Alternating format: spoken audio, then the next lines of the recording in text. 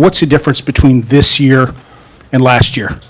Definitely confidence, when I'm on the bench, looking at those first 4 minutes, I'm, analyzing the court and just seeing like what's going on, and when my number gets called, just being ready to play. But yeah, the biggest difference is just confidence. I feel like that's really all it is. Yep.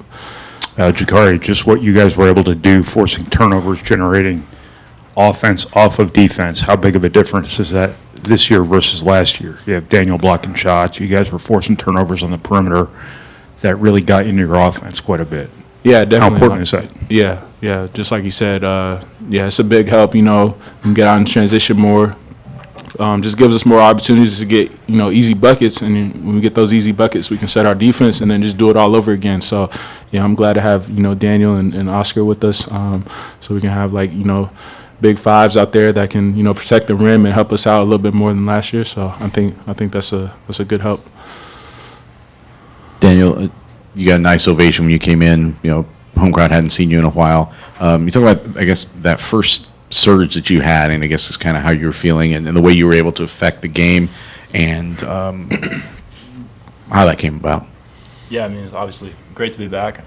It's been a long time, but it feels amazing.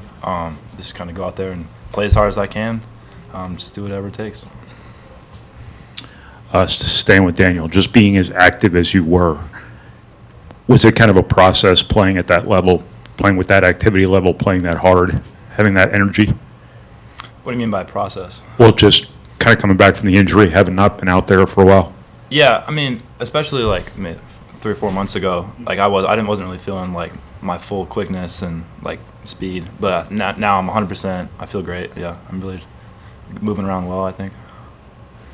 Trey, obviously the shots weren't falling for the team at Kentucky. There were stretches early in this game where they weren't falling, but the team was managing to do the other things well. Was that maybe the biggest area you needed to improve on, was when shots aren't falling, how you can still, create with defense and things of that sort? Yeah, for sure. Because, defense travels. Shot making doesn't always. So for our team, it's just control what you can control. I think that's kind of what, Coach Paint and the rest of the staff has been harping on. Hey, Daniel, talk about last year watching from the bench, being injured, and being out there on the field. What was it like for you this year, or this game, seeing what you could do to help this team win? Yeah, it felt great. There was obviously a lot of things last year that I felt I could have contributed and helped out with, especially blocking shots, scoring around the basket, defending the rim. And I think I made a pretty big impact doing that today. I'm excited to do that all year. Trey, just what kind of was the team mindset after Kentucky and the few days between now and that exhibition? I just think it's, we have a group mindset that we need to get better. Obviously, we won this game by, however many points. Was it 53, 43? But we need to get better. We still don't communicate. We still have lacks on the defensive end, and I think one of the things that our coaches were telling us is we're not playing UIndy. We're playing a national championship team right now, and we have to continue to get better in those areas if we want to be there. Gicarri, what was your off-season focus from a skill standpoint? What did you want to improve on coming into this year? Definitely my catch and shoot, and then just playing off closeouts. I feel like those two are where I'm going to score the most. And then when I'm coming off different actions, look to shoot first, obviously, and then if they play me, then somebody else has to be open or behind is open. So really, I feel like throughout the off season, just every time I worked out, just going at game speed, that helped me get quicker. I feel like my shots been getting quicker too. Everything's just been feeling more natural for me. So definitely, there was a lot of work in the off season that paid off. How much does the 3-point shot need to be part of your game? Yeah, definitely. It's a huge part because whenever Braden and Trey or Braden and Daniel go into that ball screen, if both of those two guys are covered, that probably means I'm going to be open. So just being shot ready at all times is definitely very important. Yep.